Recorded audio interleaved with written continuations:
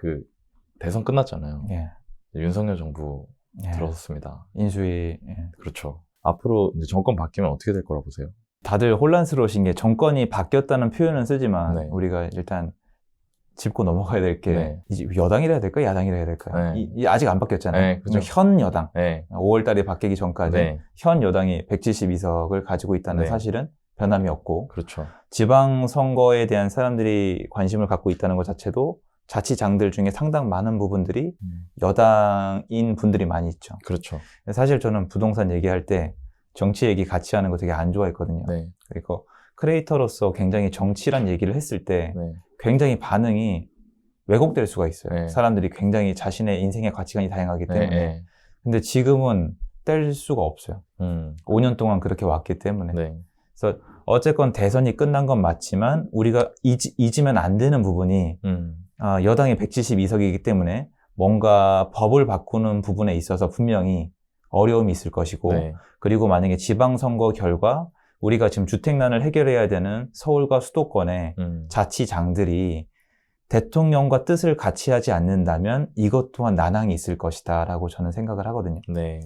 왜냐하면 단편적인 얘기로 지금 서울의 공급이 부족한 이유는 이제 누구나 다 인정하지만 2012년도부터 시작된 일몰제가 영향을 안 미쳤다고 생각하는 사람은 없을 거예요. 네. 근데 그 당시에 그 시장님, 그분들의 그 어떤 부동산에 대한 어떤 계획이나 이런 네. 비전에 있어서 지금 바뀌고자 하는 대통령님이랑 또 대립된다면 어렵겠죠. 서울은 정비 사업 외에는 답이 없으니까. 네. 그래서 그렇게 대선이 끝났지만 대선이 끝나고 정권이 바뀌었다는 표현을 쓰기에는 아직 부족한 부분이 있고 지켜봐야 될 부분이 있다. 향후 2년 동안 총선이 끝날 때까지는 지켜봐야 된다. 네. 그리고 총선이 끝날 때까지 바뀐 당선인이 어떻게 해나가는지도 봐야 돼요. 네. 총선 2년 남았네요. 2년 남았습니다. 그렇죠. 2년 동안 네. 이제 뭐 어찌됐건 간에 국회 의석수는 바뀌지 않으니까 안 바뀝니다. 예, 그걸 좀 더 봐야 될 것 같다. 대선만 끝난 거죠. 지금 집값 되게 많이 올랐잖아요. 올랐죠. 엄청. 그래서 그런지 이렇게 많이 올랐고 지금도 비싼데 여기서 더 올라갈까? 라고 생각하시는 분들도 계셔서 많이 계시죠. 예, 어떻게 생각하세요? 사실 저는 이제 더 올라갈 수 있다고 생각을 하고 있거든요. 네. 5년 동안 느꼈던 것 같아요. 그러니까 사람은 항상 현실을 맞닥뜨려야지 받아들이는 것 같은데 저한테 이런 얘기 많이 하세요. 네. 그러면 한도 끝도 없이 올라가는 거냐. 네. 아닌 거 다 알잖아요. 그건 신의 영역인 거 알잖아요. 네.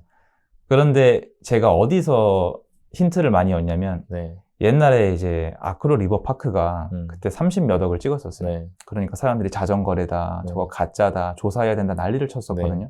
근데 그러더니 42억, 45억 더 넘어가고 있고 네. 아시겠지만 옆에 원베일리 지어지고 있거든요.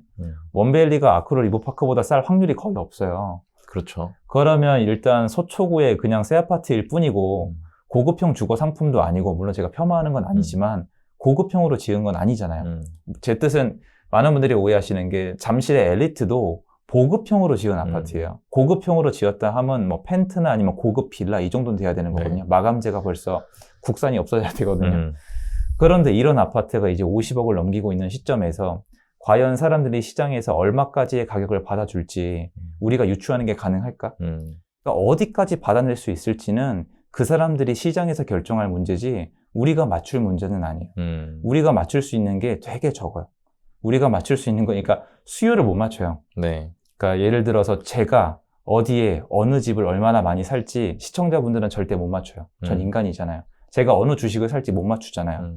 일단 우리가 기본적인 공부로 알 수 있는 건 어느 입지가 좋다. 그리고 여기 공급 물량이 얼마나 된다. 그리고 지금 정부에서 법을 어떻게 바꿨다. 이 정도는 알 수가 있는데 네. 얘네가 집을 얼마나 살지는 알 수가 없죠. 그런데 제가 하고 싶은 얘기는 집이 필수제잖아요. 네. 그러면 살 수밖에 없는 거 아니에요. 월세든 전세든 매매든. 요거 가지고 얘기를 하는 거예요. 저는. 그러니까 더 올라갈 수 있다? 가능성은 오케이죠. 더 올라간다고 제가 장담하는 게 아니라 더 올라가도 이상할 게 없다는 거예요. 제 말은. 이상하게 생각하면 안 돼요. 그럼 지금 만약에 뭐 사실 이런 고민 하시는 분들 이유는 집 사야 되나 말아야 되나 그렇죠. 때문이잖아요. 네. 사라고 얘기해 주고 싶으세요? 아니면 기다리라 얘기해 주고 싶으세요? 사라. 예. 일단 저는 아시겠지만 여태까지 해온 얘기가 내 집을 갖고 있어야 된다고 네. 얘기한 이유는 그 근본적인 이유는 되게 단순해요. 그냥 제가 살아보니까 저희 어른 세대에서 내 집 마련 한 사람이랑 안 한 사람이랑 봤을 때 네. 집 산 사람이 잘 살더라고요. 그리고 재테크 수단 중에서 부동산이 제일 안정성이 높더라고요. 네. 그러니까 내 집 사라라고 말씀드리는 제일 기초적인 이유는 이거고 40년 동안 우상향했고 네. 내려간 적이 많지가 않고 네. 여러 가지를 따졌을 때 어쨌건 정말 이상한 집 아니고서는 아파트는 사는 게 괜찮다라는 근거는 있는 거죠. 네. 그 데이터들을 다 따졌을 때 확률적으로. 지금 이 시점에 집을 사라고 말씀드린 이유는 5년 동안 시장이 많이 망가졌기 때문이에요. 왜 망가졌냐면 많은 분들이랑 제가 의견이 제일 많이 다른 게 제가 예전에 이 얘기하다가 욕을 먹기 시작하다 점점 더 먹고 있는데 지금 시장의 제일 큰 문제는 다른 게 아니에요. 투기꾼이 없어요. 수도권에. 다주택자가 있어야 되는데 5년 동안 멸종을 목표로 달려왔기 때문에 네. 많이 힘들어진 거예요. 사바나에 하이에나가 있잖아요. 하이에나 애니메이션 나오면 무조건 악당이거든요. 애기들도 악당인 줄 알아요. 라이온킹이 왕이잖아요. 네. 네. 근데 하이에나가 나빠 보인다고 다 잡아 죽이면 어떻게 됩니까? 40년 동안 부동산 생태계에 같이 해온 사람들 아니에요. 다주택자 투기꾼들. 그런데 5년 동안 열심히 없앴더니 어떤 효과가 나왔냐면 전세, 월세 공급자가 없어진 거예요. 네. 한국에 있는 어떤 임대차 시장의 80% 이상을 차지하고 있는 게 인간 시장인데 그걸 제공할 수 있는 사람들을 다 없앴잖아요. 네.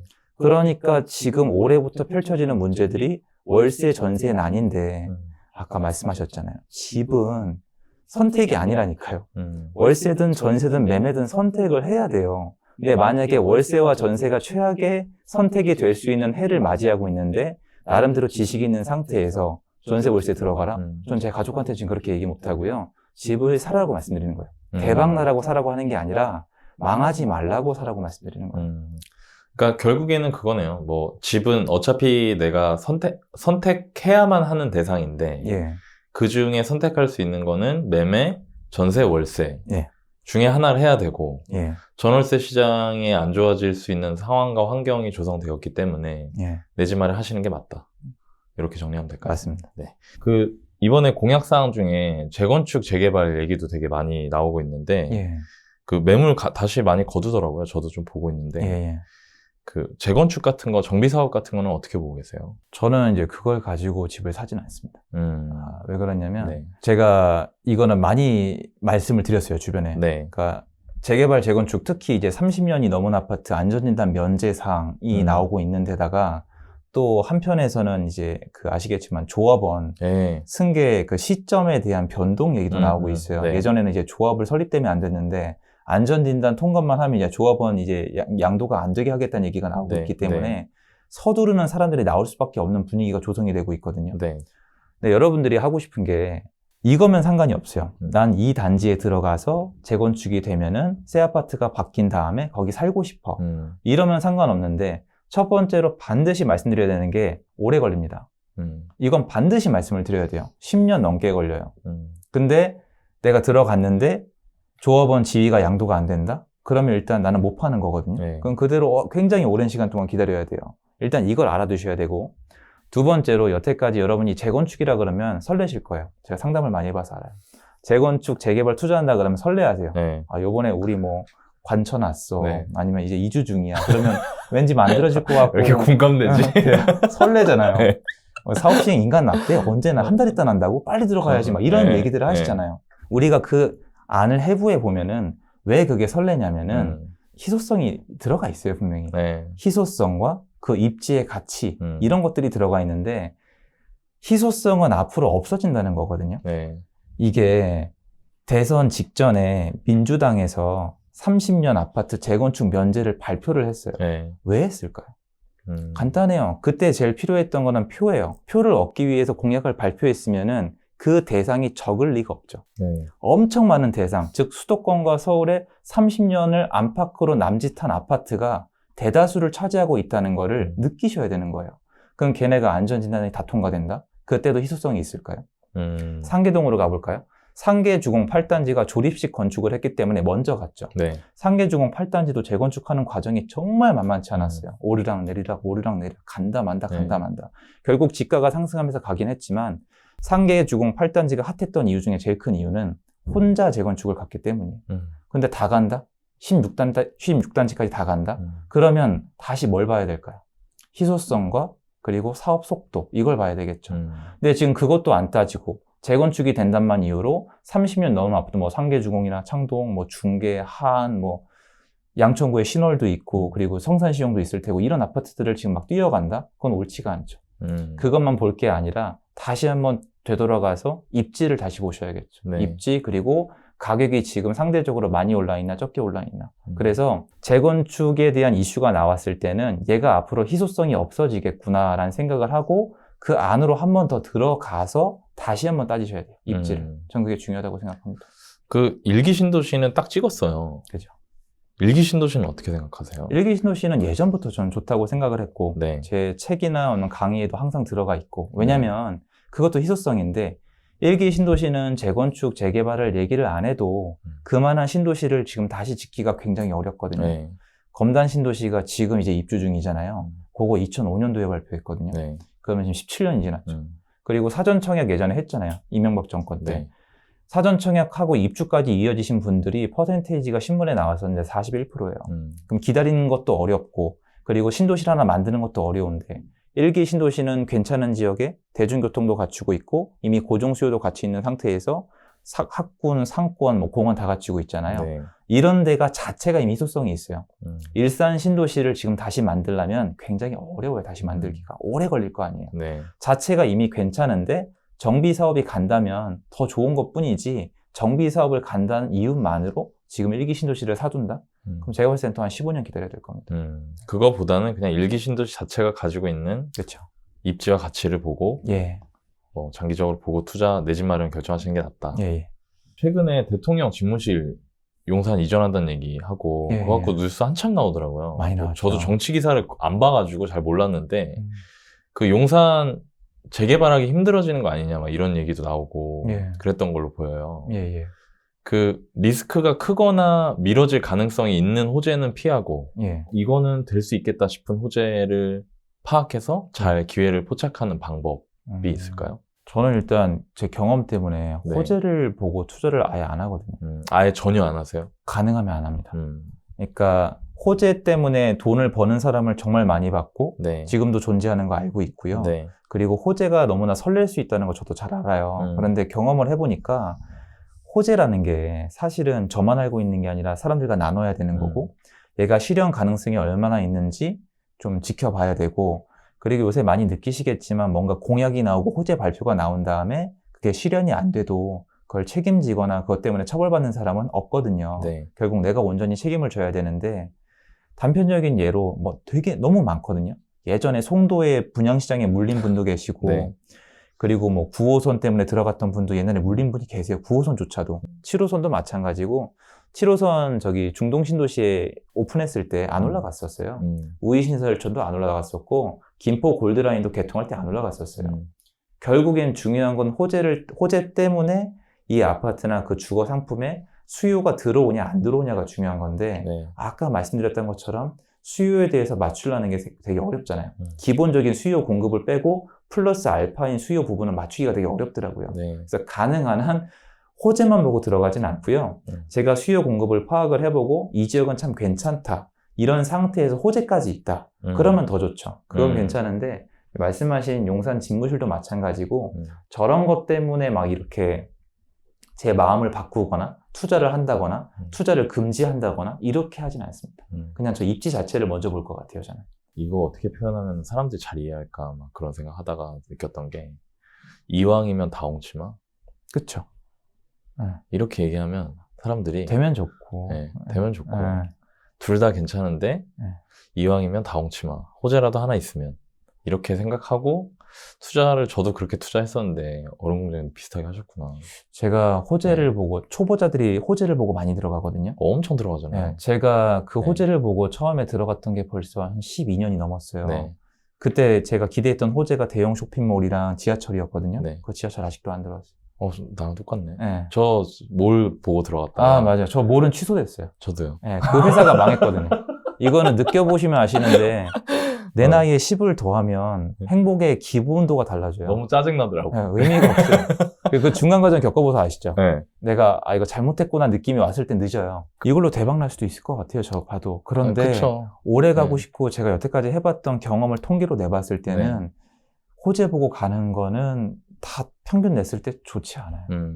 지금이 촬영일 기준으로 3월 말이니까 예.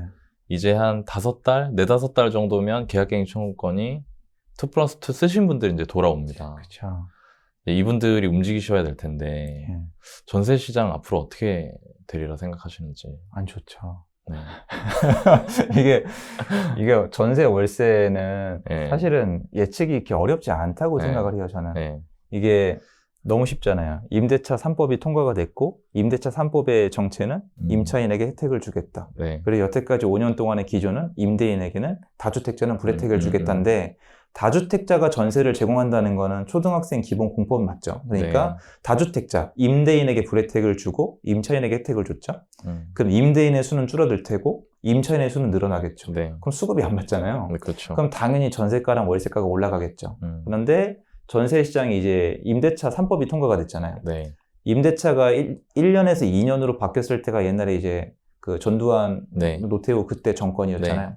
그때도 2년이 넘게 임대차 시장이 안정이 안 됐었어요. 다행히 그 당시에 1기 신도시 입주가 있었으니까 그대로 배우면 돼요. 지금도 신규 공급이 쏟아 들어가면은 이거 괜찮아요. 제가 봤을 때. 근데 신규 공급을 막아놓은 상태에서 기존에 있던 그 물건 수 가지고 임대차 시장 시스템을 바꿔버리니까 전국에 있는 모든 아파트가 다 올라버린 거예요. 네. 사용 가치가 올라가면 소유 가치도 올라가니까요.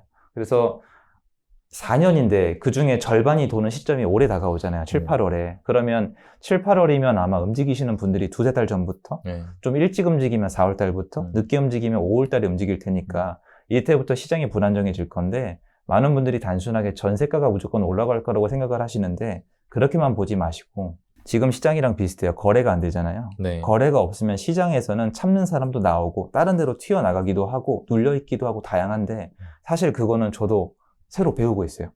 작년 9월 달부터 지금까지 시장은 저한테도 데이터로 남겨서 공부하고 싶은 시장이에요.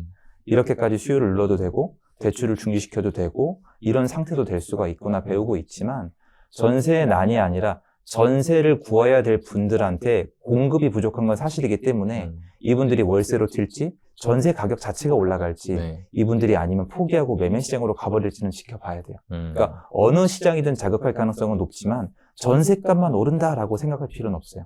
지금 6개월 동안 시장에 제일 큰 불안정을 보인 데는 딴 데가 아니라 월세 시장이니까요. 그렇죠. 네. 또 이제 월세 얘기 안 할 수가 없는데. 그렇죠. 그럼 뭐 전세는 일단 뭐 기본적 수급 상황 자체는 꼬여있기 때문에 전세가 뭐 굉장히 안정될 겁니다라고 말하기는 어렵지만 많이 어렵죠. 네, 그렇다고 또 뭐 가격이 급등할지 안 급등할지는 모르겠다. 맞아요. 왜냐면 대체재가 또 있으니까. 예, 맞습니다. 그게 월세고 월세가 저도 투자자라 시장을 보고 있으니까 살벌하게 올랐어요. 월세 진짜 많이 올랐어요. 네. 지수가 지금 KB 기준으로 110이 넘어갔죠. 네. 제가 처음 공부할 때 90대였거든요. 맞아요. 근데 월세 지수는 1이 커요. 100을 넘긴 걸 저도 거의 본 적이 없어요. 근데 100 넘긴 다음에 넌스톱이에요. 네, 그냥 맞아요. 치고 네, 올라가는데 빨리 올라가죠. 이게 사람들이 월세가 뉴스에 안 나오니까 관심이 없는 것 같아요. 근데 월세가 사실 되게 쉽거든요. 월세 올려주고 싶은 사람이 있을까요? 없죠.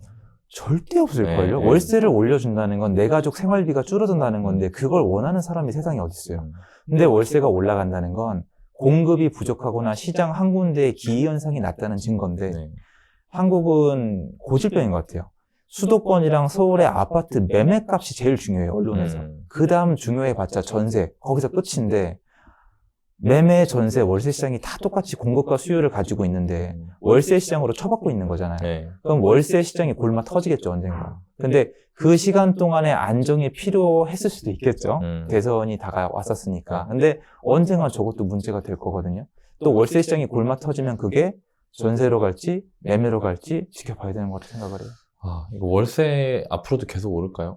아니, 전 한계가 있을 거라고 생각해요. 저는 전세도 이번에 전세 폭등 막 이렇게 미리 말씀을 안 드리는 게 제가 지난 9월부터 이번 시장까지 느낀 게 뭐가 있냐면 수요에 대해서 제 스스로 수요를 맞추려고 하지 말자라고 얘기해 놓고 맞추려고 하고 있었더라고요.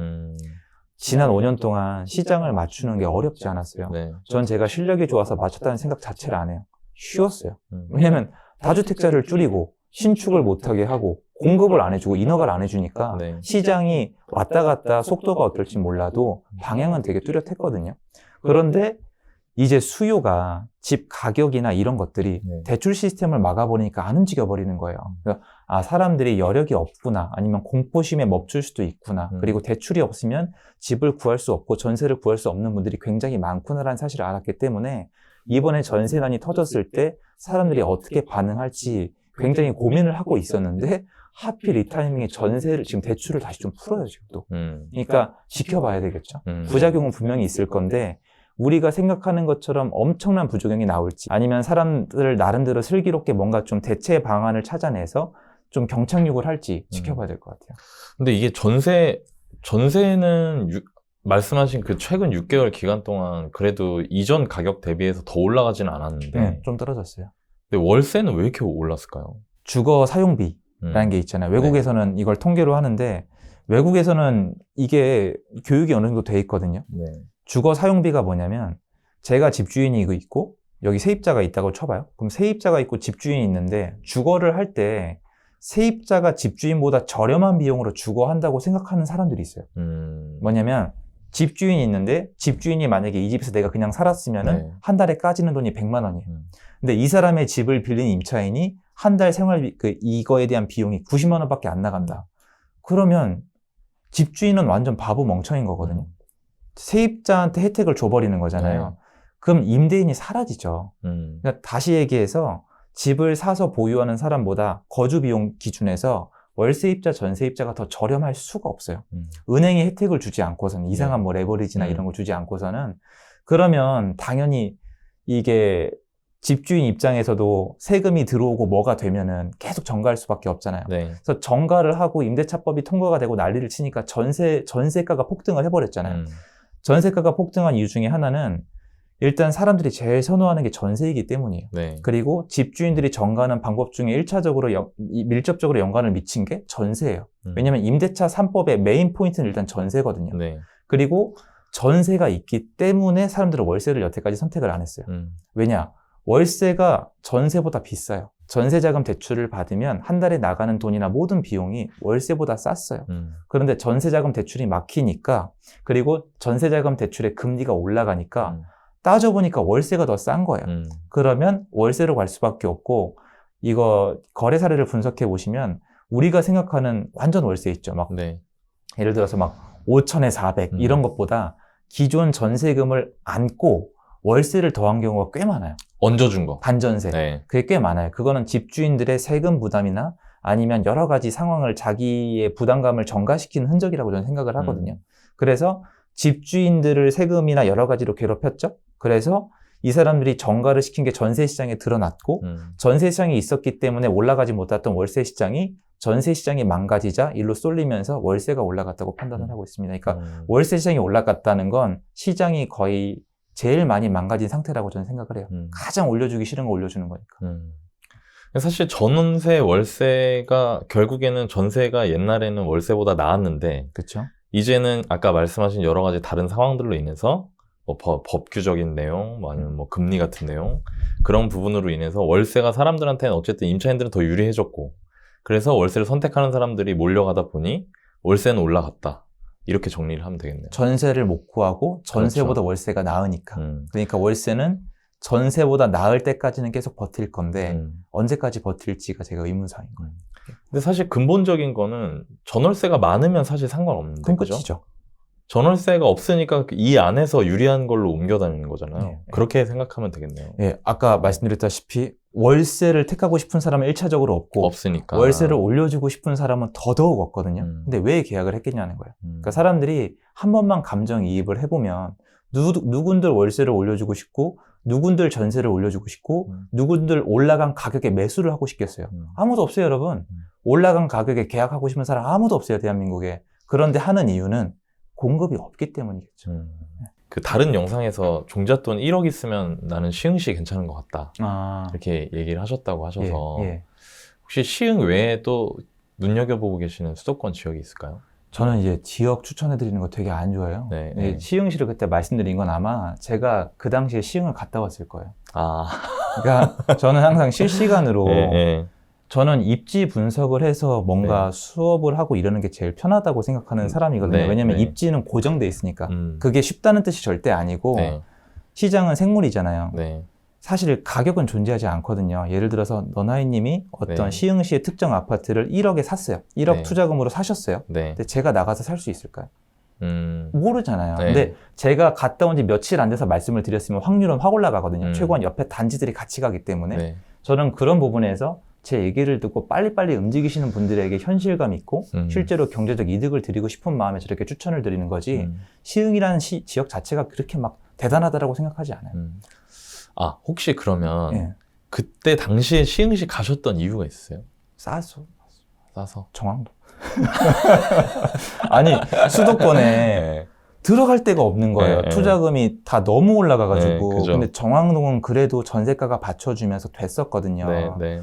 그리고 정왕동이 왜 그랬냐면 150신도시 입주하면서 진짜 엄청 힘들었어요. 거기가. 그죠. 그러니까 한번 눌렸다가 올라가봤자 전세가가 지금 받쳐주기 때문에 그 당시에 제가 갔을 때 정왕동에 가니까 6천만 원 정도면 살 수 있는 물건들이 보여서 네. 저 수강생분들 좀 나가보시라고 하라는 게 아니라 가서 보시고 네.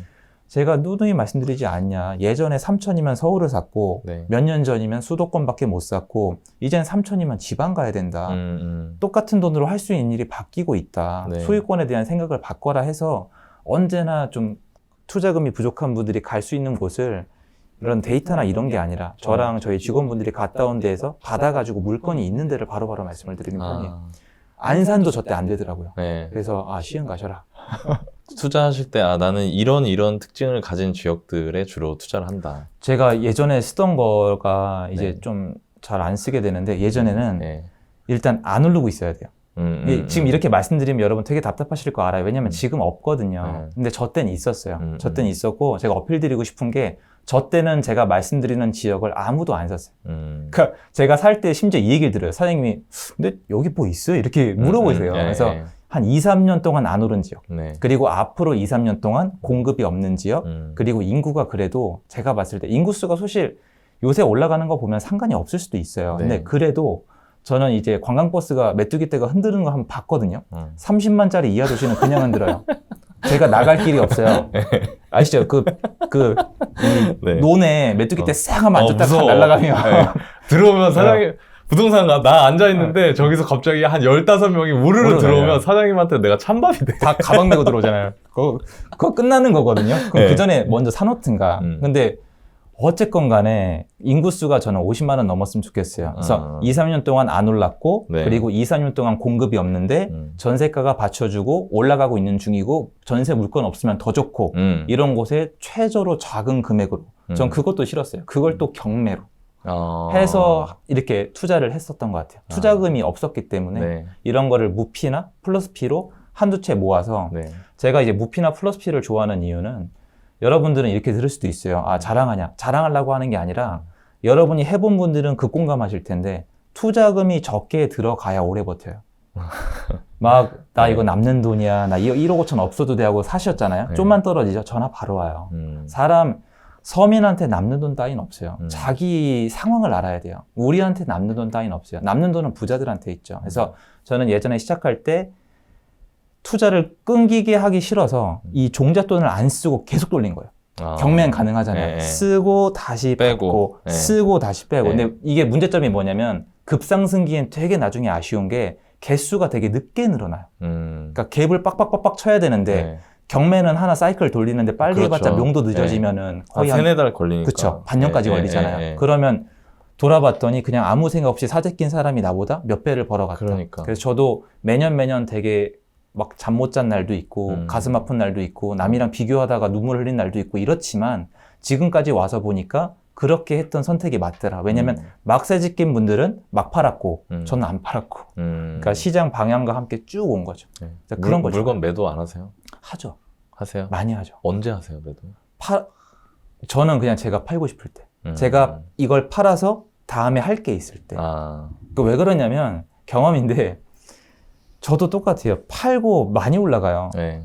제게 잘 팔리는 이유는 시장이 올라갈 여지가 있고 수요가 충분히 있기 때문에 팔리는 거거든요. 네.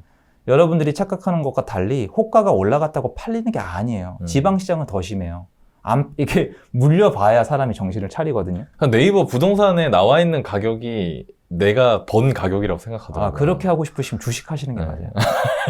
부동산은 절대 그런 식으로 안 돌아가요. 부동산은 맞아봐야 사람이 정신이 들고요. 부동산을 제가 옛날에 무섭다고 느낀 적이 있는데 지방에 가서 투자를 한 거예요. 한 총 다 해서 500 얼마 들어갔을 거예요. 그럼 저는 500짜리 투자를 했다고 생각을 해요. 그럼 오르기만을 기대하는 마음인데 인정을 안 하는 건데 얘가 떨어지고 안 팔리니까 갑자기 이 생각이 드는 거예요. 아, 나 1억 5천 이거 어떡하지? 1억 5천만 원짜리 아파트였거든요. 너무 공감된다 이거. 그러니까 1억 5천에 사서 세금 내고 1억 4천 얼마 이제 최종까지 딜을 쳐서 거의 무피로 맞춘 거예요. 그래서 한 500에 맞췄는데 그걸 룰루랄라 하죠. 500에 맞췄다고. 근데 이게 떨어지면 일단 역전세 났잖아요. 그죠. 그럼 이제 만기가 다가오는 날 잠이 안 오는 거예요. 나 이거 어떡하지? 이거 1억 5천 다 날리는 거 아니야? 경매 넘어가는 거 아니야? 그러면은 500짜리 투자가 아니죠. 그러니까 부동산은 사람들이 얘기하고 자랑하는 걸 절대 들으시면 안 돼요. 500 넣고 3천 벌었어요. 거꾸로 그냥 갈 수도 있는 거거든요. 그래서 이런 기준들을 제가 지켜나가는 이유는 제가 하면서 한 2번 정도는 거의 아예 망할 뻔했었거든요. 경매 아예 넘어갈 뻔했었어요. 부도가 나서. 2번 정도 겪고 나니까 이거 기준 없이 하다가 끝나겠다는 느낌이 들더라고요. 그래서 아까 말씀하신 것처럼 제 기준들은 지켜나가요. 근데 지금은 이제 아파트만 하는 게 아니라 다양하게 하잖아요. 뭐 건축이나 빌딩이나 아니면 토지, 상가를 다 하다 보니까 그런 원칙들이 필요 없는 영역들이 있어요. 토지는 이걸 나중에 내가 어떻게 쓰면 되는지, 건축은 수익률이 나는지, 빌딩은 이제 수익률을 어떻게 바꿀 건지 이런 게 중요한 거니까 그런 원칙이 있는 영역마다 원칙은 다른 것 같아요. 근데 아까 말씀드린 부분은 아파트 부분 말씀드린 거예요. 네. 많이 궁금하실 것 같아요. 얼음공장님은 언제 아파트 사지? 그런 거. 그래서 한번 여쭤봤습니다. 지금도 사고 팔고 사고 팔고. 아까 이제 지방 투자도 해보셨잖아요. 네, 지금도 하고 있습니다. 그 사람들이 약간 그 지방 투자하면은 뭐 저도 투자자고 얼음공장님도 투자자니까 지방 투자하는 거에 대한 거부감이 없는데 일반 사람들은 무서운가 봐요. 무섭고 또 이제 이렇게 물리적인 그런 거리감도 느껴지시는 것 같고 지방 투자하실 때 내가 이런 거 좀 잘 지킨다. 이런 게 좀 중요한 것 같다 싶으신 게 있을까요? 지금 제 지방 투자는 옛날이랑 지금 많이 변해 있어요. 왜냐면 지방도 한 과거로 돌아가면 수요 공급 가지고 투자가 가능했거든요. 왜냐면 지방들이 2010년도부터 2014년도까지 이제 등폭락을 시작을 하면서 미분양이 해소가 된 시점이 있었어요. 그죠. 그리고 공급이 부족해지는 곳들이 나왔었어요. 그때는 수요 공급만 봐도 좀 안전성을 가지고 들어갈 수가 있어요. 특히 이제 천안이나 아니면 청주 같은 지역은 일자리가 굵직하기 때문에 괜찮았거든요. 물론 울산이나 거제는 또 경기가 안 좋았기 때문에 거꾸로 예상하지 못한 효과도 있었어요. 근데 지금은 어떤 현상이냐면 그때는 제가 말씀드린 수요 공급으로 돌아가는 시장은 이건 되게 쉬워요, 여러분. 조용해요. 가면 조용한데 지금은 가면은 이게 바빠요, 사장님들이. 되게 바쁘고 정신이 없으시거든요. 저는 강원도가 이렇게 되는 거 처음 봤어요, 사실. 제가 옛날에 춘천에서 좀 안 좋은 결과를 안고 나왔거든요. 매도 시점을 잘못 잡아서. 근데 그때 제가 춘천 갔을 때보다 지금이 더 무섭고 지금 강릉 같은 데 더 무서워요. 사장님들이 전화를 안 받으려고 그러세요. 좀 있다 하고 끊어버리시거든요. 그러니까 이렇게 사람들이 몰려들 때는 저는 유동성 시장이라고 불러요. 돈 놓고 돈 먹기. 주식이랑 유사한 시장. 사는 이유가 오로지 이거를 내가 차익. 그러니까 이게 중요해요. 내가 이 집을 샀을 때 얼마나 오래 가지고 있을까? 이거는 나밖에 모르지만 유추는 해볼 수 있잖아요. 너나이님이 나중에 여기를 사놓고 나중에 우리 애기도 여기 살았으면 좋겠어. 그럼 자녀 집을 미리 사놓은 거니까 오래 가져가겠죠. 근데 벌써 여기 강릉인데 강릉을 왜 나중에 내가 들어가 살 일이 없잖아요. 그러니까 이미 목적 자체가 내가 사서 전세나 월세를 볼 게 불보듯 뻔하잖아요. 이거는 올라가면 팔겠다는 거예요. 무슨 말이냐? 이 집을 시세를 올려놓은 애들 전부 다 돈 벌고 빠질 애들이에요. 그럼 얘네가 언제 빠질지가 되게 무섭겠죠. 그러니까 지방시장은 무서운 게 맞고 서울과 수도권처럼 수요 공급을 봤을 때 내 집 마련한 사람이 많을 가능성이 높을 때 다주택자 유입을 막아줬잖아요, 오히려. 그러니까 지금 아마 수도권 시장은 어떤 면에서 보면 좀 건전할 거예요. 그러니까 지방시장은 얘네가 언제 던지고 나가도 이상할 게 없는 거예요, 지금. 그러니까 무서운 게 당연하죠. 근데 저는 어떻게 하냐면 이제 그 원칙을 못 지켜요. 안 오른 지역을 찾아가겠다. 그러니까 유동성 시장을 제가 이제 많은 분들이 2019년도 말부터 말씀을 드렸어요. 근데 제가 좀 너무 일찍 간 건 있어요. 근데 그때는 갔으면은 돈이 거의 안 들어갔어요. 그리고 사람들이 안 들어왔고 조용했어요.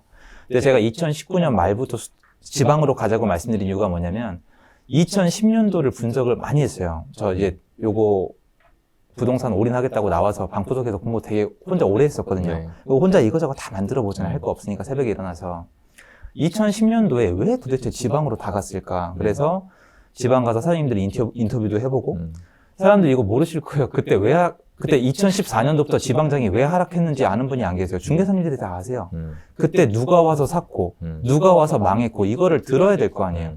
근데 다 옛날에 데이터에 올랐죠, 내렸죠, 이거밖에 말을 안 하는데 중요한 건 그때 그 원인이 지금 재발생하면 또 올라가는 거고 그때 원인이 재발생하면 또 내려가는 거거든요. 그게 중요한 거. 결국 부동산은 되게 올드한 시장이고 구성원들이 바뀌지가 않았어요. 그냥 어른이야 나이야 이 차이잖아요.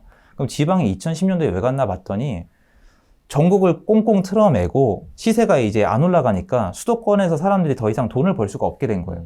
지방 외에는 돈을 벌 수 있는 데가 없는 거예요. 그리고 지방이 쌌어요. 그러니까 지방 외에는 돈을 불릴 만한 데가 없을 것, 그리고 지방이 상대적으로 쌀 것, 이 두 가지밖에 없어요. 네. 근데 2019년도부터 그 원칙이 맞자 떨어졌어요. 2018년도부터 다주택자들이 정말 본격적으로 유입이 어려워졌거든요. 그러니까 수도권에 사람들이 작은 예산으로 들어갈 수 있는 지역이 굉장히 줄어들었었고 또 규제 지역도 이렇게 막, 점점 확대가 됐으니까 네. 거의 모든 걸 규제했으니까. 네. 그래서 지방으로 사람들 가겠다라고 생각을 했고 언제가 됐든 간에 가서 기다리고 있으면 되겠다라는 생각을 했고요. 네. 그리고 무엇보다 다주택자들이 일단 지방시장이 안 내려갔잖아요. 미분양이 해소가 됐고 한동안 미분양 구간이 있었으면 건설사가 안 지었을 테고 네. 다주택자가 안 들어갔으면 전세 공급이 안 되고 있겠죠. 그러면 그런데 딱 가보면은 매매가랑 전세가랑 붙어 있는 거예요. 그러니까 1억 5천에 1억 4천인 거예요, 전세가. 가지고 싶은 마음 1억 5천, 사용하고 싶은 마음 1억 4천. 그만큼 가지기 싫은 아파트인 거죠. 이런 아파트가 올라갈 수 있는 방법은 두 가지밖에 없어요. 1. 전세가 밀어 올릴 것. 2. 외부 유동성으로 마구 사재 낄 것. 두 개가 돼야 되는데 두 번째가 외부 유동성이 와서 사재 낀다 하더라도 전세가 안 받쳐주면 망합니다. 왜냐면 아까 얘기했잖아요. 들어와서 이 집을 이용할 마음이 없다니까요, 얘는. 투기꾼들이니까. 누군가 사용해 줘야 돼요. 이 집의 가치를 정말 마지막으로 지지해 주시는 분은 전세입자예요. 근데 아까 얘기했다시피 전세 수요가 있단 말이에요. 그러니까 전세 수요가 있을 만한 아직 오르지 않은 그런 지역을 찾아가서 가장 적은 비용 갖다가 기다리는 거예요. 적은 비용을 기다린다는 게 뭔가 계산적으로 보이겠지만 그게 아니에요. 언제 오를지 얼마나 리스크가 있을지 모르기 때문에 금액을 많이 투여하면 버틸 수가 없어요, 이 시장은. 그리고 또 다른 원칙이 있어요. 여러분이 만약에 지방시장에 여러 채를 투자하신다면은 전부 다 플러스 날 거라는 생각을 버리세요. 제 경험상 그렇게 되지 않아요. 그러니까 해보지 않고 말씀하시는 분들이 되게 많은 것 같은데요. 수익이 나면 빨리빨리 팔아서 마진을 확보해 놓고 뒤에 마이너스를 충당을 해야 돼요. 세입자가 껴있어서 안 팔리기도 하고 중간에 시장이 멈춰버릴 수도 있고 전세를 못 맞춰서 잔금을 못 낼 수도 있고 매매가 안 될 수도 있어요. 그러니까 여러 가지 리스크가 정말 복합적인데 많은 분들이 지금 지방시장에서 큰 돈을 벌 수 있다는 환상에 젖어서 가서 아무 생각 없이 한 지역에다 막 10개씩 사재 끼신단 말이에요. 이러시면 안 돼요. 다양하게 여러 가지 지역을 하신 다음에 서로 지역이 다르게 움직이기 때문에 리스크를 상충할 수가 있어야 돼요. 그리고 세 번째, 이 원칙이 제일 중요한데요. 이거 안 받아들이실 거면 하지 마세요. 망할 수도 있어요. 이거를 안 받아들일 거면 지방시장은 안 가셔야 돼요. 수도권이랑 달라요. 수요 공급으로 어떤 주거, 그러니까 사는 공간이란 개념이 진짜 아닌 거예요, 이거는. 제가 내 집 마련하라고 하는 건 사는 공간으로서의 공간을 확보해서 월세 전세 난에 쫓기지 말라는 거고요. 지방시장은 정말 돈 벌고 싶어서 가는 거예요. 주식하다 망하는 사람 우리 솔직히 별 의심 없잖아요. 네. 주식하다 망했다 그러면 안 됐다 그래도 주식하다 망할 수도 있다라고 생각을 하잖아요. 지방 유동성 장은 과거 시장에도 망한 분 많이 나왔고 이번에도 나올 거예요. 어쩔 수 없어요. 왜냐면 본인이 실사용 안 하실 거잖아요. 그래서 이 세 가지 원칙을 지키면서 하고 있습니다. 저기 작은 도시 말고 예. 수도권과 작은 도시 사이가 광역시잖아요. 예. 광역시는 좀 다를 게 있을까요? 다르죠. 광역시 같은 경우에는 일단 지방 도시와 다르게 광역시가 가질 수 있는 최고 메리트 중에 하나는 고정적인 수요 플러스 학군이에요. 그러니까 광역시는 나라에서 개발 계획을 한 거잖아요. 네. 그렇기 때문에 인구가 계속 수요가 일정 이상 있습니다. 그래서 선거 때도 티가 많이 나요. 광역시는 다 챙깁니다.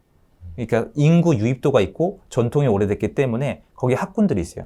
잘 생각해 보시면 대전의 학군 떠오르는 게 있고 네. 대구, 광주도 있고 있죠. 울산이랑 부산이 좀 약하긴 하지만 그래도 있죠. 네. 부자 동네가. 네. 인천도 있잖아요. 이런 식으로 학군이 있는데 충청도, 충청남도, 애매하죠. 예, 충청북도, 네. 전라도, 경상도 하면 물론 거기 좋은 명문고 있죠. 당연히 아는데 떠오르진 않잖아요.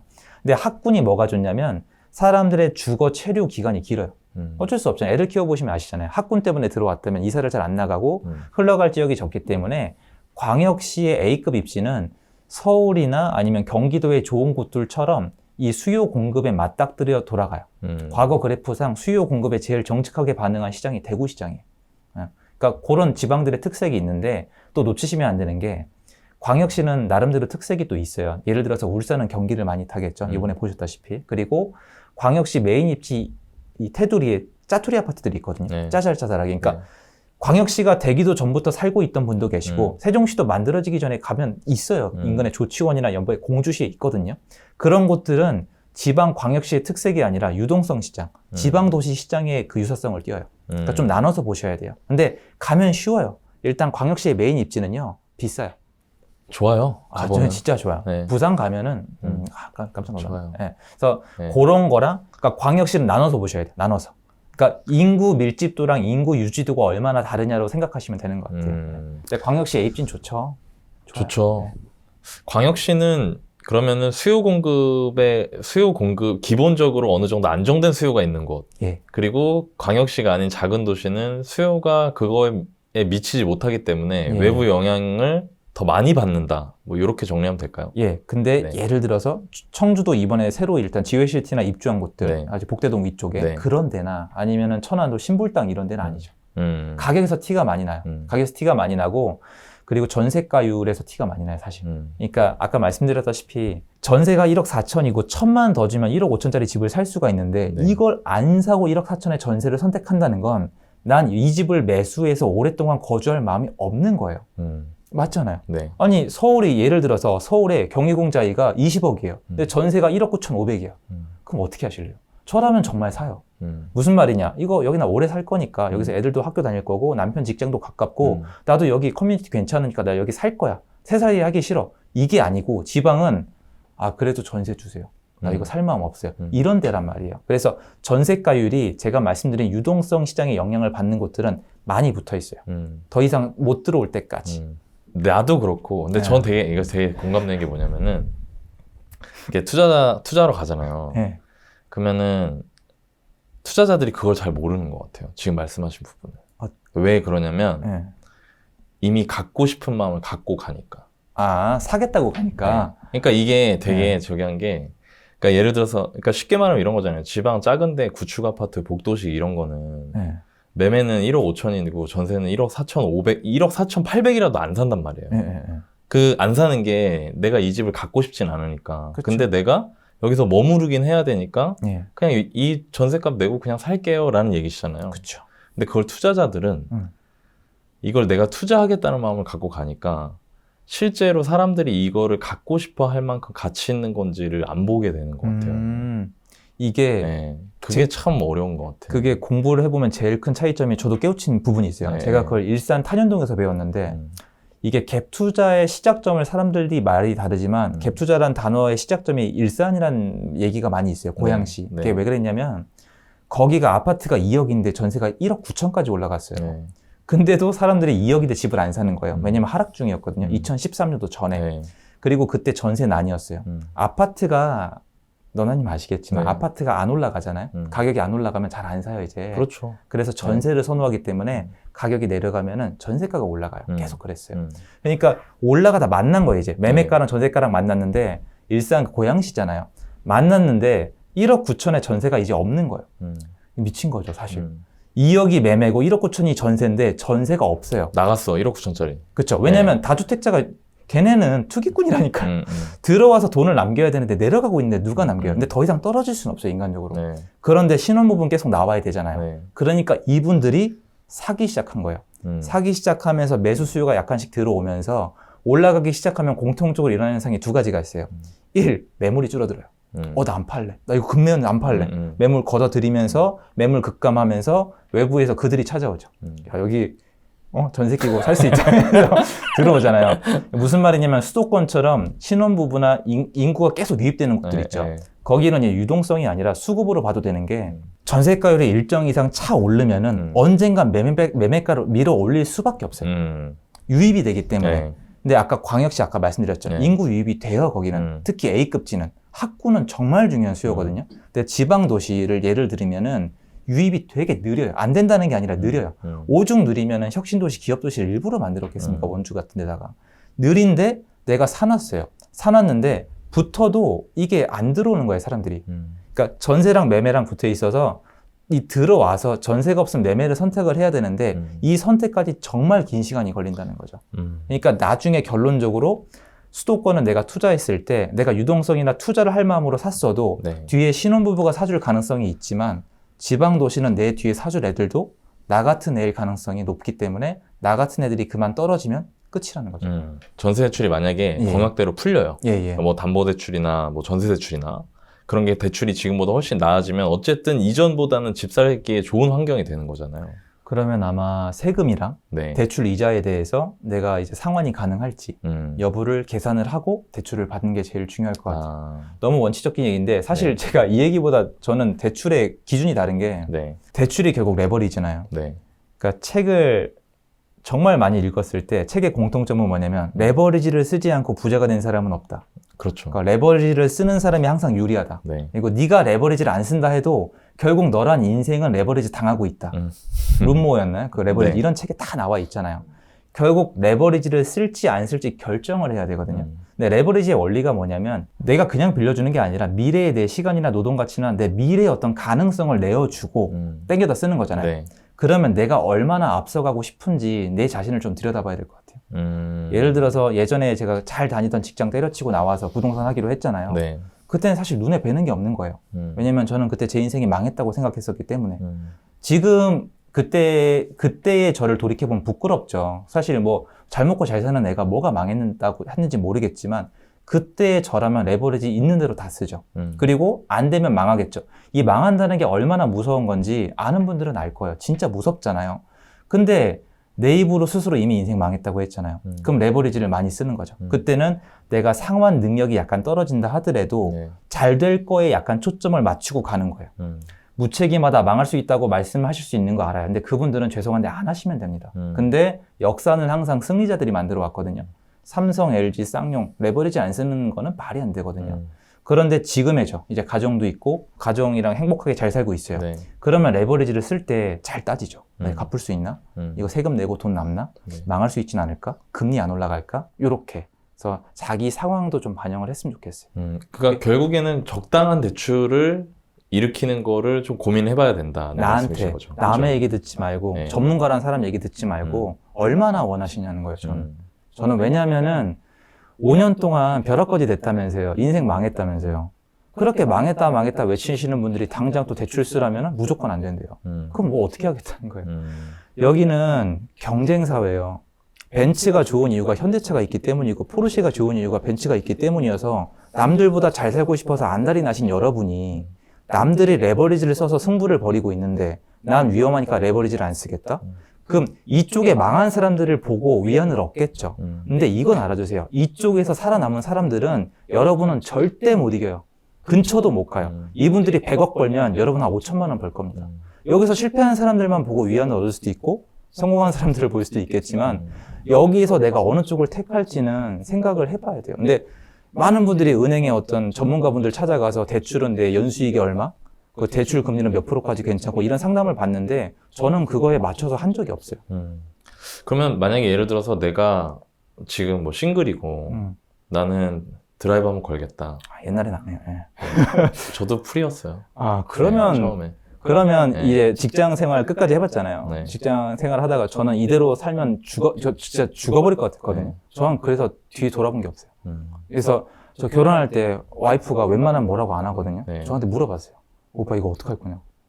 대출 보고. 그러니까 이게 그냥 로우킥 한 방이면 가는 거 아예 그냥 로우킥 한 방이면 마지막 한 대 남은 거예요. 딱 한 대 남은 상태인 거에서 제가 운이 좋았잖아요. 그래서 미안하다.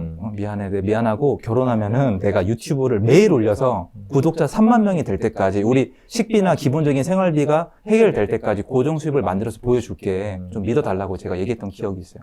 제가 그때부터 유튜브 한 거예요. 그전에는 매일 안 올렸어요. 그리고 자본구조를 바꿔갔죠. 네. 그럼 또 반대로 또 나는 이제 아까 얼공장에 얘기하신 것 같이 가정도 있고 네. 뭐 아이도 있고 네.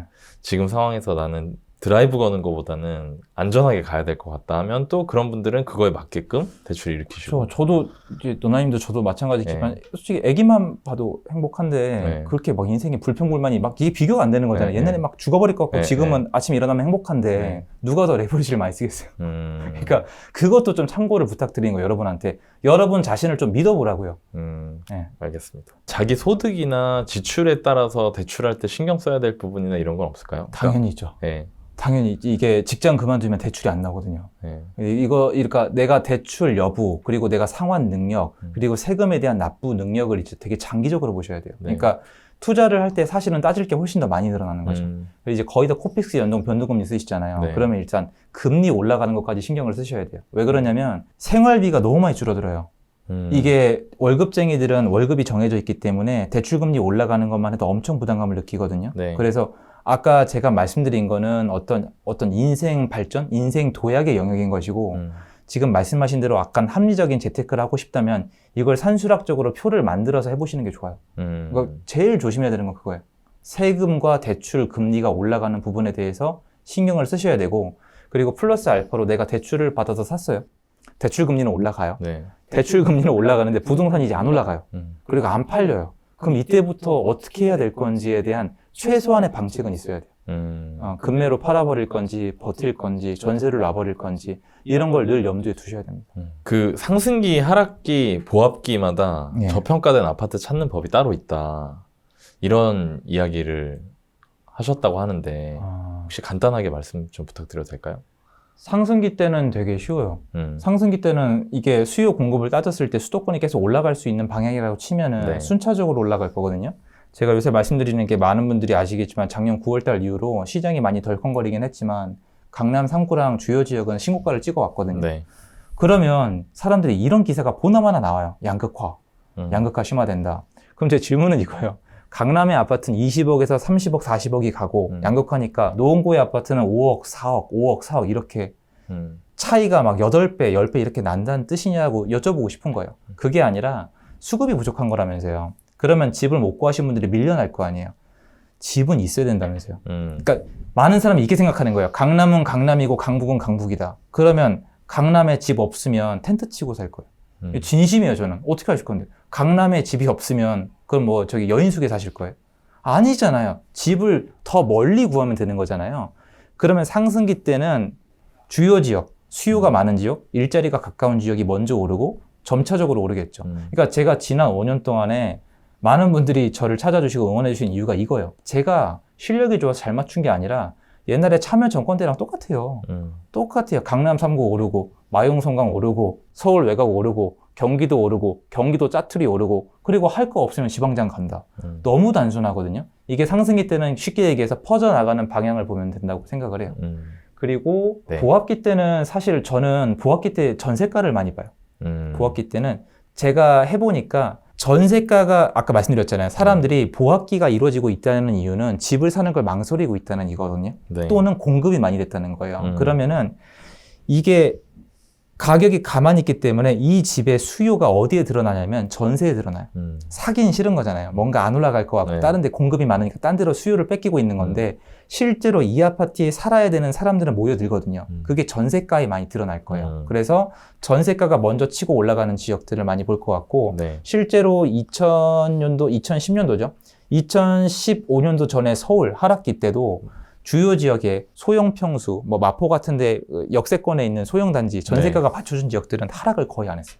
안 한 곳들 꽤 많거든요. 그러니까 그때 보합기 때 전세가를 보고 내 집만 하신 분들은 연착륙이 아니라 가만히 있다가 상승을 했고 강남이 예전에 2010년도 이후에 2010년도 이후에 2012년도 이때 갔을 때 전세가율이 30%대까지 떨어졌을 거예요. 네. 전세가율이 힘을 못 썼거든요. 이런 식으로 보합기나 하락으로 내려갈 때 전세가율을 보고 투자했을 때 나중에 상승될 때 훨씬 더 부드럽게 넘어가요. 저는 그때는 보합기 때는 전세가율을 많이 보는 것 같아요. 하락기 때는 어떠세요? 하락기 때는 경매를 많이 봐요. 하락기 때는 제가 실제 매매를 통해서 수익 창출을 잘 못했어요. 지방시장 가서 하락기 때 손을 댔다가 마이너스를 쳤어요, 저는.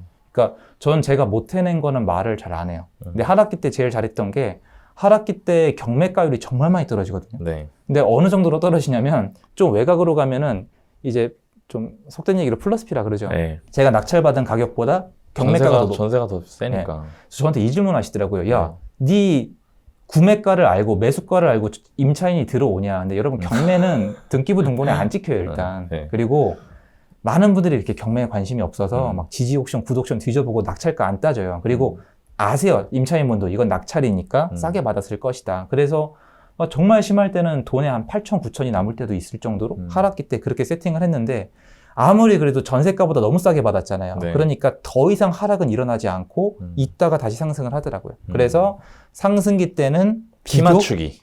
비교. 예, 막 키 맞추기. 그리고 보합기 때는 전세가 추적. 그리고 하락기 때는 경매를 통해서 수익 냈던 경험이 있고 나머지 방법이 많겠지만 전 제가 안 해본 건 제가 말하면 안 된다고 생각해요. 지금은 뭘 봐야 될까요? 지금 만약에 내 집마를 할 때 예. 조금이라도 저평가되어 있는 거를 찾고 싶다라고 하면 지금 상황에서 어떻게 보는 게 좋을까요? 일단 제 책을 보시면 되고 네. 책 뒤편에 아예 정리해놨어요. 마지막에 소개해드리려고 그랬는데. 그게 네. 책에 정리해놨어요. 이게 말하면 이게 지난 9월 달부터 저는 작년 추석 때부터 도대체 시장이 왜 이렇게 올라간지 모르겠는데 네. 거래가 없어요. 네. 거래가 없으면 시장이라고 불릴 자격이 없어요. 우리가 쇼핑을 하러 갔어요. 시장을 봤는데 물건이 막 진열이 됐어요. 근데 갔는데 안 판대요. 거래가 안 돼요. 이게 무슨 시장이에요. 진열대지. 네. 근데 지금 서울 아파트 거래량이 1000건, 막 1200, 1100. 저 사실 이거 데이터 되는지도 몰랐어요. 역대 최저 아닐까요? 역대 최저예요. 역대 최저일 거예요. 옛날에 2008년, 9년 때에 1000대가 찍은 적은 있을 거예요, 아마. 그때보다 절대 숫자는 더 작을 더 작아요. 거예요. 아니, 그럼 어마어마한 거잖아요. 그러면 거래가 안 되고 있는 상황인데 거래가 이 정도로 없으면 데이터를 역추적 해보시면 하락해야 되거든요. 근데 제대로 된 하락을 안 해요. 한국 부동산 자료는 하락을 했는데 어쨌건 제가 보고 있는 KB나 실거래가는 어쨌든 현장 나가보면 많이 하락은 안 했거든요. 네. 그러면 거래가 없는 상태에서 제가 생각하는 하락이 이만큼 이루어졌어야 되는데 하락이 요만큼밖에 없다고 쳐요. 그럼 시장이 뭔가 잘못된 거거든요. 그럼 시장이 이렇게 불안정한 상태면은 시장이 불안정한 이유를 찾아야겠죠. 그러니까 저는 작년 9월 달 이후로 학기 수요가 들어와서 집을 살 사람들이 사면서 추가적인 상승이 일어났어야 정상이라고 생각하는 사람이에요. 근데 상승이 못 일어났죠. 네. 그럼 눌려 있잖아요. 그럼 눌려있는 이유가 뭐냐? 보니까 대출이 제일 커요. 그러면 지금 대출 때문에 6개월 동안 가장 눌려 있고 이 심리적 압박 때문에 급매물이 제일 많이 출회되어 있는 지역, 이 제일 좋은 타겟이 되겠죠. 그래서 그런 지역들을 찾아서 책에다 적어놨어요. 그렇게 한 거예요. 그러니까 얼음공장님 책 보면은 그럼 거기 근데 꼭 가면 되겠네요. 시간 지나면 점점 줄어들겠죠. 바뀌겠죠? 근데 네. 제가 거기서 봤던 게 제가 예전에 강의나 이런데 네. 앞으로 주택 시장이 뒤로 갈수록 사람들이 공급 부족 얘기를 하는데 그리고 3기 신도시 공급 얘기만 하는데 1기 신도시를 필두로 노후화 문제도 반드시 나올 거다. 왜냐면 이것도 쉬운 게 압구정동이랑 반포가 지금 시끄러운 이유는 딴 게 아니에요. 얘네가 예를 들어서 여러분 압구정동이랑 서초가 다 새 아파트예요. 한 15년 차예요. 그러면 정비 사업으로 시끄러울까요? 그럴 리가 없죠. 개포동이 그냥 조용했겠죠. 네. 근데 정비 사업 40년을 채웠으니까 날린 거 아니에요. 여의도도 그 날리고 용산도 마찬가지잖아. 이촌동도. 근데 어쨌건 간에 앞으로 남아있는 애들이 뭐 상계동이나 하안동이나 1기 신도시처럼 30년 넘은 애들은 언젠가 40년이 다가와요. 그럼 그때 이슈를 받아두면 사람들의 수요가 가수요가 낄 때 늦잖아요. 그러니까 이쪽을 보자고 하고 하필이면 거기가 제일 많이 눌려 있었어요. 딱 그 가격대예요, 걔네가. 그리고 수요가 어설프죠. 약간 왔다 갔다 사람들이 많이 옮겨 타니까. 그러니까 수요는 그 정도로 돼 있는데 거기서 돈을 좀 잘 벌면 이동한다는 거죠. 예를 들어서 철산동도 되게 좋다고 많이 말씀을 하시지만 가보면 중동에서 좀 돈 모아서 철산동 오셨다가 철산동에서 돈 좀 모으시면 목동으로 가셨다가 목동에서 잘 되시면 대치동으로 가시는 식으로 결국에는 좀 장기 체류하시는 면도 있지만 나갈 사람들은 나가거든요. 결국 주택은 수요가 들어왔다가 안 나가면 계속 올라가는 거거든요. 공급이 안 되니까. 네. 그러니까 이런 식으로 이런 식으로. 좋습니다. 그래서, 이번에 책 내셨잖아요. 예. 괜히 얘기했다. 아니에요. 이거 뭐 여쭤보려고 그랬어요. 예, 예. 그 책 내실 때 어떤 사람이 어떻게 읽어줬으면 좋겠다. 그런 마음으로 쓰신 거 있으세요? 있죠. 네. 되게 뚜렷해요. 올해 전세 월세 만기 되시는 분들, 그리고 낮은 청약 점수로 3기 신도시 사전 청약 기다리시는 분들, 그리고 내 집 마련 기다리시는 무주택자분들. 네. 왜냐면 그 어느 때보다 지금 망설이고 있을 거라고 생각해요. 네. 많이 올랐고 부담스럽고 시장은 혼란스럽고 대선에다가 뭐 별의별 게 다 있었으니까. 네. 근데 이럴 때일수록 기본에 충실한 게 전 좋다고 생각을 해요. 수요와 공급. 그리고 앞으로 시장의 공급이 제대로 이루어질 건지를 바라봐야 된다고 생각을 하는데 네. 제 정답은 아니다라고 생각을 하거든요. 제 대답은. 그리고 제일 심각한 문제 전월세 시장. 과연 정상으로 돌려놓을 수 있을까? 정상으로 돌려놓으려면 사실 임대차 시장을 지금 정상으로 돌릴 수가 있거든요. 임대차 3법 폐지하고 취득세 중과 없애고 네. 종부세 없애고 양도세 이제 면제해 주면 되거든요.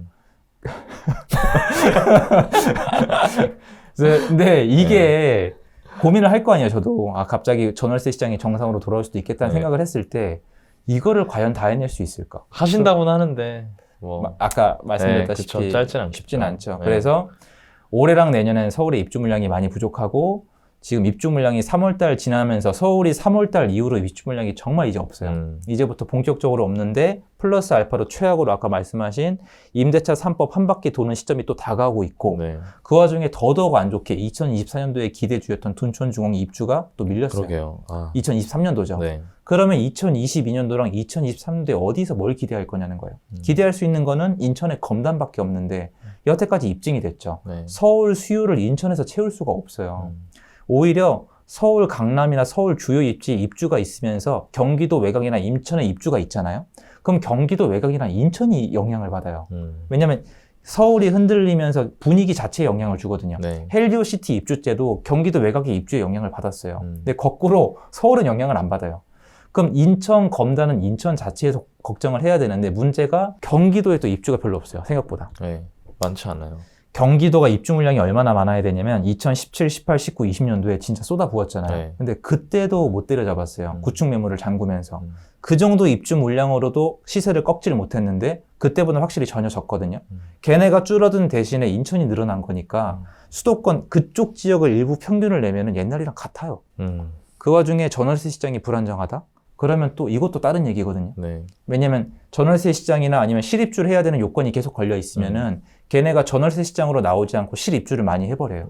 그러면 이것도 시중 매물로 많이 안 풀린단 말이에요. 그래서 지난 6개월 동안은 좀 흔들렸지만 앞으로의 모양새는 지켜봐야 되기 때문에 저는 이런 시장에서 내 집 마련 망설이시는 분들이 저 되게 무식하게 썼어요, 책이나 요번에 그 책에 같이 강의 만든 것도 보시면은 그냥 이렇게 해서 이렇게 사세요예요. 그러니까 더 이상 길게 얘기하면 너무 지금 소음이 너무 많아요, 시장에. 너무 많고 저라도 좀 말을 줄이고 이렇게 해서 이거 사세요라고 말씀드리고 싶었어요. 물론 저도 부담감이 많이 됐겠지만 그 정도로 전 시장이 지금 안 좋다라고 생각을 합니다. 투자하면서 제일 고생하셨을 때가 언제예요? 제일 기억에 남는 때가? 이거 대본에 없는 건데 제가 그냥 여쭤보는 거예요. 아, 정말 제일 기억에 남는 순간. 오늘 집에 기분 좋게 가려고 했는데. 예, 어느 정도냐면 여러분 진짜 네. 그런 얘기 하잖아요. 진짜 힘든 기억은 얘기 안 하려고 그러잖아요. 네. 진짜 제가 한 달에 20건 가까이 입찰을 하고 다닌 적이 있어요. 네. 어떻게든. 20개요? 네, 20개 정도 입찰을 하루에 하려면 그 평일 기준으로 매일 하셨네요? 매일 해야 돼요. 네. 저는 낮에 자유니까. 그러니까 새벽부터 일어나야 되는 거고 제가 그때 소원이 저한테 생계 해결해야 되니까 오후에 일을 했거든요. 제가 그때 소원이 이것만 하는 거였어요. 일 안 하고. 왜냐면 지방 갔다가 오후에 일을 하고 갈 때가 그 심정이 있어요. 네. 좀 더 하면 뭘 찾을 것 같은데. 일 못 마치고 가는 것 같은 느낌. 내일이잖아요. 네. 그러니까 그때 소원은 이것만 하는 거였는데 당연히 거리가 있고 자는 시간인데 그때 잠을 2-3시간밖에 못 잤어요. 그리고 한 달에 20건 입찰하려면 혹시 해보신 분은 아시겠지만 법원을 찾아다녀야 돼요. 그렇게 입찰이 없어요. 정신 나간 짓이에요. 절대 하지 마세요. 절대 추천 안 해요. 그러면 임장을 가고 입찰을 해야 돼요. 왜냐면 전 실력이 없으니까 임장을 못 가면 입찰을 못 해요. 그러니까 임장 입찰을 20번을 반복을 하게 되면은 뭐가 뭔지 기억이 안 나고 잠이 부족하고 운전하다 졸기 시작하겠죠. 그래서 어느 순간부터 지금도 좀 헷갈리는데 예전에는 이게 개수가 적을 때는 몇 동 몇 호 얼마 다 기억을 하고 다녀요. 네. 네이버 검색 자주 하잖아요. 근데 20개가 되니까 기억이 안 나기 시작하는 거예요. 제가 임장 갔던 게. 그래서 그때부터 메모 기록에 의존을 했어요. 네. 그래서 저기 충남의 천안의 한 아파트를 임장을 했는데 임장을 잘 하고 거기 34평이라고 적은 거예요. 근데 이게 24평짜리였어요. 아이고. 어떻게 하는지 아시겠죠? 네. 새벽부터 일어나서 가야 되잖아요, 입찰을. 네. 진짜 지금도 저 그때 수업 시간에 오픈했고 낙찰 기록이 남아 있으니까 다 말씀을 드렸는데 한 번만 확인했으면 되거든요. 딱 한 번만. 근데 안 되려니까 안 되는 거예요. 이미 피곤해 쩔어 있고. 피곤하면 잘 안 돼요. 다 입찰을 했는데 단독인 거예요. 당연히 단독이죠. 그 가격에 아무도 안 받는데. 그 아무도 안 사는 가면 깎아달라는 말도 안 되는 아파트에 안 좋은 비로얄동 비로얄 층을 단독 낙찰로 비싸게 샀어요. 딱 낙찰받고 밖에 나왔는데 천안법원이 새 거거든요. 하늘이 파란데 1시간 동안 쳐다보고 있었어요. 왜냐면 제가 노력을 안 하고 고생을 안 했으면 조금이라도 덜 억울할 것 같은데 진짜 그때 돈도 없는데 투자할 때 어떤 마음인지 아실 거 아니에요. 망한 거예요. 망했어요. 일단 입찰 보증금 1,000 얼마를 날리든지 그거를 받고 해야 되는데 포기를 못 하겠는 거예요. 그래서 이거를 잔금을 납부를 했어요. 네. 근데 제가 아직도 기억나는 게 명도, 인테리어, 세입자 맞추는 그 모든 과정이 그냥 생지옥이에요. 추가 마이너스, 추가 마이너스, 그렇죠. 추가 마이너스. 아직도 갖고 계세요? 네, 전세는 뺐어요. 근데 그때 진짜 많이 배웠어요. 돈을 아낄 수 있는 건 다 한 것 같아요. 정말 할 수 있는 건 다 했어요. 근데도 그 당시 때 한 1,500 마이너스 났죠. 네. 그러니까 수개월 잠도 못 자고 밥도 못 먹고 밥 못 먹, 하루에 한 끼밖에 못 먹어요. 조니까 꼬꾸라져요. 밥 먹으면. 절대 못 먹어요. 아는 사람 알아요. 서서 밥을 먹은 기억이 없어요. 그 정도로 했는데 망한 거예요. 제가 그거 망하고 나서 좀 이렇게 극복하고 나서 다짐했던 게 특수물건. 경매 특수물건까지 해보고 이것도 안 되면은 투자를 그만하자고 다짐을 했어요. 그러니까 안 되겠더라고요. 도저히 제가 그때 완전 뻗어버렸어요. 그때 막 수익 나오기 전이에요? 아예 없을 때요. 아, 진짜 힘들었겠다. 수익이 제대로 나오기 전이었어요. 그리고 일단 그런 거 한 방 먹으니까 네. 꺾여버리더라고요, 사람이. 아, 당연하죠. 네. 수익을 못 본 상태에서 그런 일 경험하면 거의 다 무너져요. 제가 어떤 순간부터 여러분 앞에 서서 하면 된다. 2시간 자도 된다. 너 잠 잘 거 다 자. 이런 식으로 인간의 영역을 초월하는 그런 어떤 얘기를 하면서 저를 띄우는 얘기를 안 해요. 왜 그러냐면 이 부동산 시장은 냉정하기 때문에 여러분이 열심히 하고 최선을 다하는 건 여러분 자신이랑 여러분 가족밖에 몰라요. 세상은 그딴 거 관심 없거든요. 그냥 마이너스 치면 그냥 망하는 거예요. 죽어라 장사하고 망하는 분 지금 많잖아요. 네. 저도 상가 세입자분 지금 월세 못 주고 계세요. 엄청 강인한 분이시거든요. 저도 받겠다는 얘기를 못 하겠고 이분 나가기 싫고 저도 못 받겠고 이분도 주고 싶은데 매출이 안 나오고. 그러니까 이게 현실은 냉정한 거예요. 이분이 가게에서 주무시거든요. 네. 근데 거기 가서 어떻게 월세 달라고? 네, 기다려달라는 거 오케이라고 할 수밖에 없는 상황인 거죠. 그래서 아, 현실은 다르구나 이런 것도 있고 뭐 1년 넘게 못 판 물건도 있고 잘못 팔아서 잠 못 잔 거는 되게 많고요. 네. 기억이 안 나는 것도 있을 정도로. 그리고 많아요. 진짜 많은 것 같아요. 제가 얼마나 불완벽하고 얼마나 실패투성이인지 많이 느껴요. 생각해보면. 초조해하는 사람들 많잖아요. 엄청 많죠. 저도 마찬가지고. 그러니까 투자를 잘못해놓으면 초조해져요. 그러니까 여러분이 착각하신 거라고 저는 생각하는 게 좀 투자 많이 하고 저처럼 유튜브 찍는 사람들은 투자해놓고 딱 멋있게 기다리고 있을 것 같잖아요. 그런 거 일도 없어요. 그거는 나한테 조건이 맞을 때 얘기고 제가 생각한 거랑 틀어지는 게 많아질수록 저도 정말 초조해지거든요. 근데 이 차이예요. 이래봤자 소용이 없다는 걸 머리가 안다는 차이밖에 없는 것 같아요. 네. 제가 보니까 집을 산 사람도 초조해해요, 지금. 네, 저도 연락 와요. 네. 네. 그리고 집을 안 산 사람도 초조해하고. 네. 그 어른공장님이 본인 경험상 그런 분들한테 해주고 싶은 얘기 없으세요? 제가 만약에 그런 초조한 것들 경험을 해서 초조함을 완전히 극복했으면 그걸 딱 말씀드리고 싶어요. 이렇게 하면 초조함이 극복이 된다라고 말씀드리고 싶은데 네. 제가 하고 싶은 얘기는 반대예요. 그게 일단 정상적인 반응이라고 말씀을 드리고 싶고 제가 잘했던 거는 기록을 통해서 내가 왜 초조해졌었는지를 좀 분석을 해봤어요. 근데 결론이 그거를 극복하는 과정이 제 지금 투자 원칙에 다 들어가 있어요. 제가 어떤 투자를 할 때 저는 일단 제가 왜 투자하는지를 알아야 돼요. 그러니까 이게 책에 많이 써져 있으니까 답답해 하시는데 되게 단순한 거예요. 그러니까 이건 제 주장일 뿐인데 내가 여기 투자해서 어느 정도 기간을 가지고 있다가 이렇게 돼서 판다. 그러니까 토지를 샀어요. 근데 여기 호재 뉴스가 있어요. 근데 이게 1년 기다리면 현실화가 되거나 현실화가 될 법한 기사가 터질 것 같아.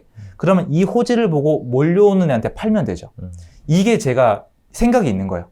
최소한 내가 사서 대출을 어떻게 쓰고 보유를 요 정도 하면은 요런 뉴스가 터지고 누가 사러 올 거다. 여러분 이게 맞다는 보장이 아니라니까. 이거 맞추는 사람 투자자 아니고 신이지. 제가 계속 말씀드리는 게 매도가 어렵잖아요. 그러니까 요런 식으로 분석을 해야 되고 지방 투자나 수도권 투자도 소액 투자를 하는 이유가 뭐냐면 들어간 돈이 많잖아요. 초조해져요. 내려가도 초조해지고 올라가도 초조해져요. 그리고 전세가를 중요시하는 이유도 내가 부동산을 갖고 있을 때 여러분 매도가 안 되는 것도 초조하시죠? 그 다음 전세 입자 안 구해줘 보세요. 이게 기가 막히거든요. 그것도 네. 미치고 팔딱 뛰어요. 네. 그러니까 많은 분들이 이런 식으로 얘기하세요. 저한테 다음 세입자 안 구해지거나 임차인 못 내보내면은 어쩔 수 없지 이런 식으로 얘기하시거든요. 그 임차인분이 가만히 있을 거라 생각하세요? 그러게요. 임차인분도 저랑 똑같은 성인이에요. 네. 가만 안 있어요. 집 찾아오세요. 할 말 없어요. 사람이 잘못한 게 있으면 큰 소리를 못 치게 돼 있거든요. 그래서 제가 어쨌건 임차인분들한테 절대 아픔을 주지 말자고 말씀드리는 게 그런 것들이. 그래서 초조하시면은 처음엔 불가능에 가깝게 어렵겠지만 시간이 지나갈수록 내가 왜 초조했는지에 대해서 분석을 하시고 그거에 대해서 기록하시고 발전시키면 여러분 실력이 느세요. 왜냐면 초조한 거를 없애면 사람이 되게 생각을 잘하게 되고 여유가 생기거든요. 네. 그래서 초조함도 시간이 지나면서 좀 이용하시는 법을 배웠으면 좋겠어요. 아, 되게 이게 네. 얘기하는데 네. 이게 공감을 하시는 것 같아가지고. 그렇죠. 네. 왜냐면 나도 투자자니까.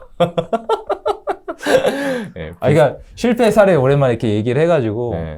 이게 진짜 엉망진창으로 한 게 너무 많았어요. 생각해보면 네. 지금도 왔다 갔다 해요. 근데 그런 게 또 도움이 되니까 잘 복귀하면. 네, 근데 오늘 되게 감사했던 게 초조화해 하는 분들한테 조언해주는 그 기서 네. 제가 했던 거가 생각이 나서 너무 좋았어요. 그러니까 투자자가 자기가 개인 성향이 있잖아요. 네. 내가 초조했던 부분만 없애 나가도 분명히 발전하거든요. 그렇죠. 네, 왜냐면 분명히, 내가 네. 망할 만한 짓을 하니까 초조한 그쵸. 거거든요. 이게 초조한 부분을 없앨수록 더 과감한 베팅이 가능한 것 같아요. 음. 대출을 잘못 받았거나 아니면 금리가 올라갈 수 있다는 걸 까먹고 있었거나 이게 아니면 대출 만기가 3년짜리잖아요. 사업자 네, 대출은. 네. 그런 걸 잊어버리고 있었거나 이런 걸 계속 깨져보면서 막 그때마다 심장 떨리는 느낌을 적어놨다가 그런 걸 극복해 나가면 나중에 더 큰 베팅을 했을 때도 잘 버텨내는 것 같아요.